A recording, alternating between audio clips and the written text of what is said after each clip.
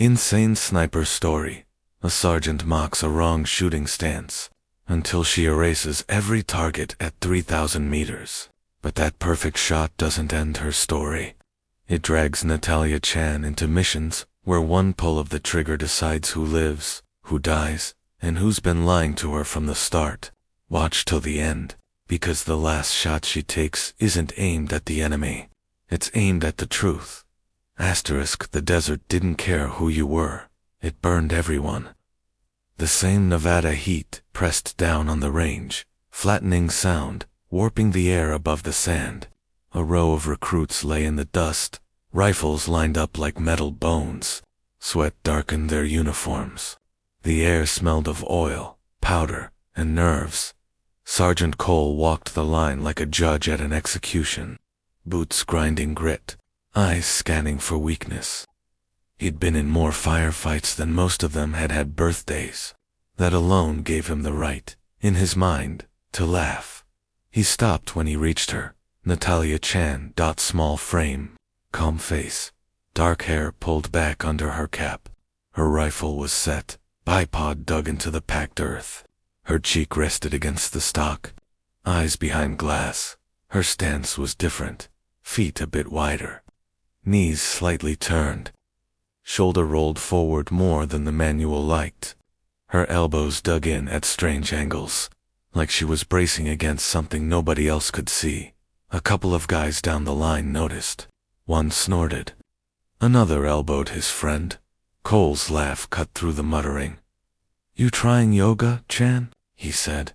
"Because that is not a sniper position." Soft chuckles spread, not loud. The kind that felt safe, because the sergeant started it. Natalia didn't move. The crosshairs floated over a blur of metal and canvas far beyond the last berm. Targets at 3,000 meters, tiny silhouettes in the shimmer. The range might as well have been on the moon. "Hey," Cole nudged her boot with the toe of his. "I'm talking to you. You read the manual upside down, or what?" She blinked once. Slow. "My stance is fine, Sergeant," she said. Her voice was quiet. "Even I've tested it." "Oh, she's tested it?" someone muttered. Cole's brows rose. "You've tested it." He looked up and down the line. "Hear that, boys?" Chan here rewrote physics with her feelings. More laughter. Inside, something old twisted in her chest. The same feeling she'd had at 15, standing on the back porch, with a .22 in her hands, while her father told her to trust her own body more than any printed page. He'd died 3 years later. The gun had stayed, so had the lessons. Natalia flexed her left hand once, then let it relax. The stock settled into the notch of her shoulder. Her heartbeat slowed, counted, and caged. "Them targets aren't close, Chan," Cole said. 3,000 meters. Winds all over the place. Mirage is nasty today. You don't get points for trying." "I'm not trying," she said. "I'm confirming." He laughed again. "All right, Professor. I'll make you a deal. You hit all 3 at that range. With that stance, I'll shut up for a week. You miss once, you go back to the book, like everyone else." Someone whistled low. "That's a stupid bet," a recruit whispered. "She's cooked." Natalia heard every word, filed none of it. She traced the path from muzzle to target in her mind. The wind at this distance wasn't one number. It was layers. Low swirl near the ground, a lateral push in the middle, high drift nobody saw unless they'd spent years watching dust. She had. Cole folded his arms. "Well, you scared?" She rolled the safety off. The click was small, but it cut straight through his question. "No, Sergeant," she said. "I'm ready." A faint breeze slid across her neck, dry and hot. She felt it, not on her skin, but in the way heat shimmer shifted on the far ridge. The world in the scope wobbled, and then steadied. Her finger rested on the trigger. Not tense, not slack. Her father's voice, buried under years of sand and distance, rose up again. "Slow your breathing. Don't chase the target. Let it come to you." She inhaled, exhaled. The range behind her went quiet. Even the idiots who'd been laughing shut up without meaning to. Cole watched the angle of her elbow, the odd set of her spine, the way everything looked wrong. How is that supposed to work? He muttered. Natalia's pulse settled into a slow, measured beat. The crosshairs drifted, then floated back. She made one last correction. It wasn't in the manual. It lived somewhere between memory and instinct. She caught the exact moment when everything lined. Up. Wind. Mirage breath. Distance. She squeezed at the rifle butt, and before anyone could see where the bullet landed, Natalia saw something in the scope that made her eyes widen. Just a fraction, because at 3,000 meters beyond the cutout target, something moved that shouldn't have been there at all. Asterisk if you're hooked by this insane 3,000-meter sniper story already. Don't blink, hit subscribe, drop a like, and save this video to your military stories. Asterisk. The echo of the shot was still bouncing off the hills when Natalia adjusted the scope. She barely heard the reaction behind her. The bullet's flight was invisible, but she knew its curve. She'd mapped it in her head. She watched the target through the glass, waiting for the faintest sign. The metal silhouette jerked. A tiny puff of dust lifted just off center, then settled. Lucky, someone muttered. Cole narrowed his eyes. Spotter, confirm, he called. The private at the far scope raised his head. His mouth was half open. Direct hit, Sergeant. First plate. Cole's jaw flexed. He said nothing. Natalia shifted her hold by a millimeter. Breathed out. Second shot. No flinch. The rifle pushed back. Sand ticked against her sleeve. 3 breaths later, the dust flared again, right where the first mark had been. The spotter didn't wait to be asked. Same impact point, he said, voice higher now. She split it. Laughter died. Someone behind her swore softly. Cole's smirk was gone now. His boots stayed planted, but the easy tilt of his shoulders had disappeared. Careful, one of the recruits whispered. You're making him nervous. Natalia ignored them. It was just her and the last target now. The longest one? The air above the sand danced harder out there, like a mirage trying to erase the world. She tilted the rifle. Tiny adjustment. Almost nothing. Enough to account for heat ripple. For the thin gust that had just brushed the flags on the side of the range. Her heart beat once. Then again. On the third beat, she fired. The sound cracked down the line like a snapped bone. This time the silence was different. Nobody even pretended to breathe. The spotter stared so long, his eye watered. He scrubbed his face, checked again, then checked the notepad where he'd scribbled distances. Sergeant, he said, you need to see this. Cole walked over slowly, like a man going to look at a car crash he didn't believe had really happened. He bent over the scope. Even at 3,000 meters, the impact marks were visible. 3 shots, inside a circle you could cover with a coin. All on metal, everyone else struggled to touch, even once. Cole straightened. The range heat pressed against his face. For a moment, he looked older, less certain. He turned to Natalia. She had already safed her rifle and rolled to a knee. There was no grin on her face. No gloating, just that same controlled calm that had annoyed him 10 minutes ago for no good reason. You been hiding something from us, Chan? He asked quietly. No, Sergeant, she said. You never asked. A few of the guys flinched like she'd slapped him. Cole surprised them by laughing, not the mocking bark from before. Something shorter, rougher. Fair enough, he said. Range is cold. Reset targets. Chan, with me. She followed him off the line. Dust crunched under their boots. The others were staring at her now, the way they stared at veterans with mysterious scars, like she'd crossed some invisible line they hadn't reached. They reached the shade near the armory.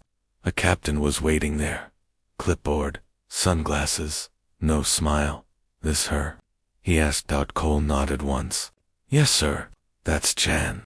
The captain handed over a thin folder. Her scores match what we saw today, and then some. Command wants her flagged.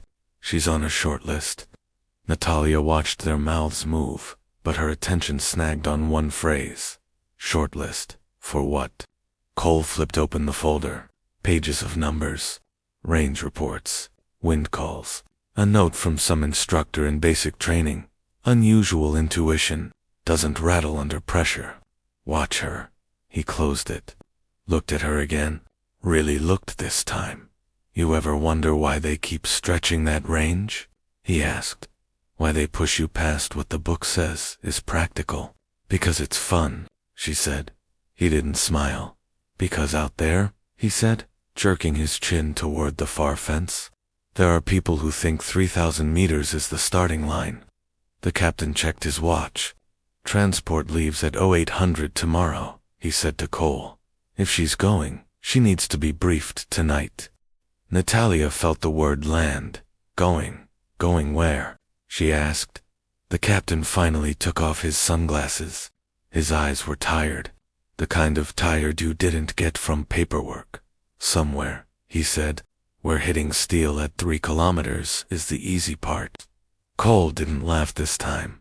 He just handed her the folder. Read fast, Chan, he said, because they're sending you after targets that shoot back. Her fingers closed on the thin cardboard. Inside, on the first page, under the stamped word, classified, was a satellite photo, a valley, a road, and a red circle labeled with one cold number, 3200 M, asterisk. If you want the full arc of this female sniper 3,000-meter story. From humiliation on the range to classified long-range missions, stick with it. Tap subscribe, turn on the bell, and comment 3KM, so YouTube knows to keep feeding you more brutal, realistic sniper, military, and war story content like this. Asterisk, the briefing room was colder than the desert.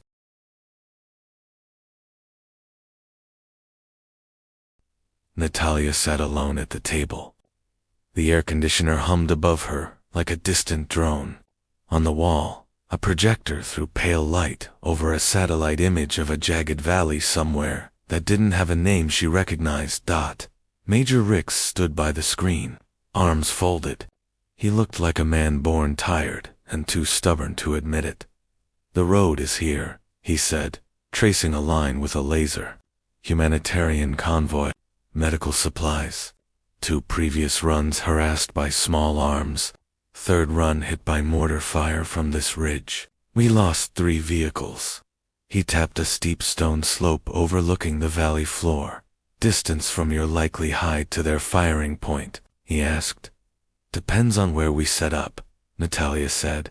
But if you want clean angles and cover from She ran the numbers fast. Contours, angles. 3,152, 3,300, she said. Ricks nodded once. We're calling it a 3-2 shot. Wind is tricky there. Thermal layers. Your job is simple. Keep that ridge quiet. Simple. He clicked to the next slide. Her own file repainted on the wall. Nevada scores. Indoor sim results. Notes. Most people's groups fall apart past 1,500, he said. Yours Titan. She shrugged. I had space to miss growing up. He raised a brow. Texas ranch, she said. Flat land, long fences, bored kid, cheap ammo, strict dad. The corner of his mouth twitched. He serve? Vietnam, she said. Never talked about it. But he talked about wind. Ricks nodded. Wind is honest, he said. Men aren't. He turned the projector off. The room dimmed. He slid a folder across the table, thicker than the last one. Read it, he said. Sleep if you can. Wheels up at 05. When he left, the room felt even smaller. Natalia opened the folder. Weather reports, old patrol logs, grainy photos of burned trucks in a narrow valley, a small note paper-clipped to the back of the last page. Different handwriting. Intel leans on one local asset, call sign teacher. claims to hate the militants, claims to love the village. Everyone claims something. She stared at that line longer than she meant to. Then she closed the file. Sleep didn't come. Not really. Just thin layers of rest between flashes of memory. Her father on the porch, sliding a new target onto the fence post. "You don't shoot to impress anyone," he'd said once, cleaning the rifle while the sun bled out behind the trees. "You shoot to protect something, or you don't touch the trigger at all." Morning came with the flat gray light of a base that didn't care how anyone felt. Transport hummed. The belly of the aircraft smelled like oil, rubber, and old fear. Natalia strapped in across from Sergeant Cole. He looked strange in flight gear, lighter somehow without the range behind him. "You look like you slept," he said. "I didn't," she answered. "Good," he said. "Means you're paying attention." The plane lifted. The range, the desert, the laughing recruits all dropped away into clouds. Hours later, when the ramp finally opened, he'd slammed into her again. Different sun, different sand, same grit. The valley from the photo was real now, sharper, more dangerous. The road snaked between hard rock walls. Somewhere beyond the first ridge, a village clung to the hillside like it was afraid of falling. They hiked in silence, gear heavy, air thin. Each step took them higher above the valley floor. Spotters say the last mortar team set up near that outcrop. Cole murmured, pointing with his chin. "You see it?" Natalia did, a knot of rock jutting out like a blunt tooth from the mountain's jaw. She measured it, with her eyes out of habit. Distance. Dropped out, they found their hide in a crease of stone and scrub, overlooking the whole bowl of the valley. She built her nest fast. Sandbags, netting, scope, range card. The convoy rolled into view, hours later. Tiny shapes that pulled long dust plumes behind them. "Teacher says village is clean," Cole said over the radio. "No heavy weapons. No known anti-armor. Teachers should buy better students," Natalia said under her breath, because, as she watched through the glass, movement flickered on the far ridge. Not where the intel had circled in red dot higher, smarter. She dialed the scope, tracking. Her heartbeat slowed. The distance box in her head lit up. 3,209, she whispered. "Say again," Cole asked. "Target," she said. "Upper ridge, 3209. They're not using the old site." She saw them clearly now. 3 figures. One laying out a tube. One checking a sight. One watching the valley like he owned it. Behind them, half hidden against the rock, another shape moved. Smaller dot. Natalia froze. No rifle. No launcher. A radio. The 4th figure turned slightly. The sun hit his face. He wasn't wearing a mask. He looked straight toward her ridge, not at her. He couldn't see her, but something in his expression said he knew exactly where someone like her would be. "Cole," she whispered. "There's a 4th, with a radio. So." "He's not scared," she said. The convoy trucks were entering the kill zone now. The mortar tube tilted. Hands moved with practiced speed. She shifted the crosshairs away from the man with the launcher, away from the obvious threat, and settled them on the man with the radio instead. Her finger touched the trigger, and suddenly, in her ear, a new voice crackled over the secure channel. Not Cole, not Rick's. A voice she'd never heard before. Calm, flat shooter. "This is command. You will ignore the radio operator. Your priority is the tube. Acknowledge." Asterisk for a second. The valley shrank to a single choice. "Copy, command," Cole answered before she could. "Shooter will negative," Natalia said quietly. Cole turned his head. He couldn't see her eyes behind the scope, but something in her tone made him pause. "The man with the tube can't hit anything without permission," she said.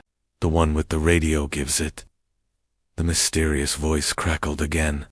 "Shooter, you will engage the launcher. That is a direct order." The convoy crawled along the road, boxed in by cliffs. The mortar crew had almost finished setting their angle. The radio operator's mouth was moving, calling ranges, correcting Natalia's world, narrowed, sand, stone, glass, breath, command. "This is Chan," she said. Her voice stayed level. "At this distance, we get one clean volley before they fold behind the rock. I put one in the tube man. The radio pulls them back, and they shoot blind from cover. I put one in the radio. The tube man hesitates, and I get the second shot." Silence. Cole swallowed. "She's not wrong," he muttered. "Shoot her." The voice hardened. "You do not freelance. Engage the launcher." Natalia thought of her father's hands, steady on the stock, the summer he'd made her shoot at tin cans while he shouted, "Wrong!" Directions at her, just to see if she'd listen. "You don't follow bad calls, just because they're loud." Her pulse steadied. "Understood," she said, and then she broke the rules. The crosshairs stayed on the radio man. She took up the slack on the trigger. The rifle kicked, loud even in the open air. Half a second later, 3,209 meters away, the radio operator's head snapped back. His body folded like someone had cut a string.